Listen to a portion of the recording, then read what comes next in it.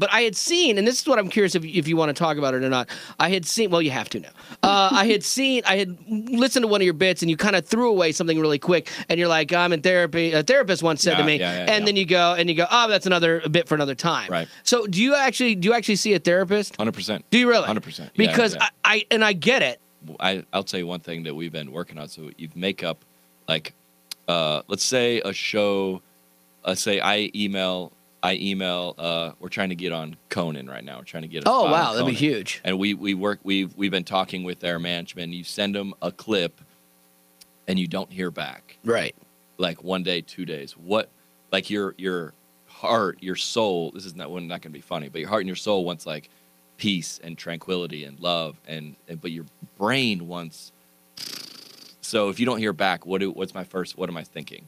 Yeah, well, you've got that he hates you. He hates me. Right. You're not funny. I'm not funny. You're not good enough. I'm not good enough. You look terrible. Okay, well. You have an odd smell that somehow transferred through video. and You look step further. And it could be probably like, not going to amount to much. It could be like it could be like they already have 3 white male comics this week, or right. they book once a quarter, or there's a million different. But your brain first is gonna. So I did a show at a church, a big church. It like does a lot of comedy shows, and they book like 4 and 5 comics a month. And I did it a year ago, and I haven't been asked back. Oh, that would mess you up too, because you're like, I thought I killed. But I thought I crushed that place harder than anybody. And so what does my brain start doing?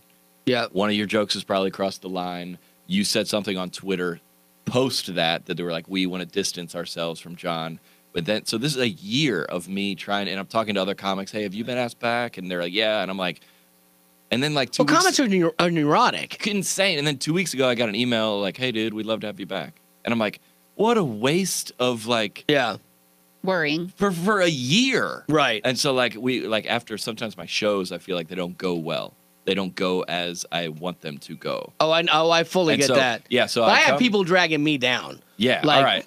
No. Yeah. So you come out, Zach. So you come out to the Nope. like merch table, and you're just constantly trashing your show. Hey, sorry about that. Yeah, next time will be better. Hey, I don't know what happened. Off night, but they didn't think that. Right. You start putting did, that out. Right. Because my therapist said one time you thought you had an amazing show, and you were high from it, and somebody trashed it, and it brought you down so low that you want to defend. You don't want that ever happen again. So if you crush your show first, right. No one can hurt you. And so I go out to the merch table and project my own insecurities on every single person out there. That's what people don't understand. It's a story you're running in your head. Dude, I get every bit of that. Like I have this inflated ego persona, but that's like a protection device. Oh, this is deep. Because it's real, because I'm crazy insecure about wanting people to think that I'm funny and like what I do.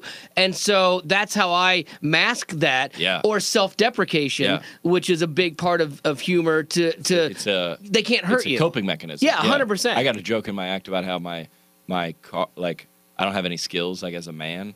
Like, my car was smoking the other day. Well, that's where we're different. I kind of rule. What? Okay. My dad was working on my car in the garage. He goes, John, go get me the Phillips. I came back with the neighbors.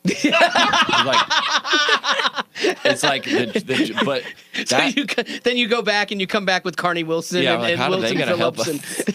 But so that joke is that's a real insecurity of mine that I don't know how to do. Like, if your car's, I'm not even gonna open that hood. I don't know what is in there. But I got buddies and brothers that know how to do everything. But I love telling that joke because it's strangely therapeutic for me, because I'm calling out an insecurity. Everybody laughs at it, is with me, and it feels better. Yeah, so I get it. It is a joke, but it's not a joke. Yeah. And most of the stuff in my show, you didn't come, but I know. Yeah, it's not a joke. It's me trying to deal with my own. A lot of my bits, like my viral videos, are me trying to come to grips with my own things in the church. That the church, like, I love Jesus, and I think the local church is our only hope. Right. But that being said, There's do some funny weird stuff. Yeah. Man. I'm like, man, I can't. And by making a joke about it, maybe bringing it to light, it's like everybody feels better about it. It's like, oh yeah, it's like making fun of your uncle that's in your family. Like, he's weird, he smells weird. When we go out to lunch, he like flirts with the waiter. It's not to kick him out of the family. It's so when he does come, it's easier to cope with him. Right. So me with our faith. It's not to say we should leave Christianity. It's that this is all we got. This is who we are. You can kind of bring some issues to light. It helps people deal with it better. Yeah, and you kind of kid around about it. Yeah, and they're like, oh, okay, yeah.